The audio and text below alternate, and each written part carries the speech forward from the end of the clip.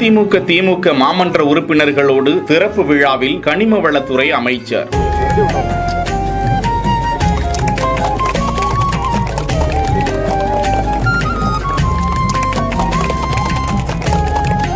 Doctor DK. பிரபு மக்களுக்கு அர்ப்பணிக்கக்கூடிய காட்சி.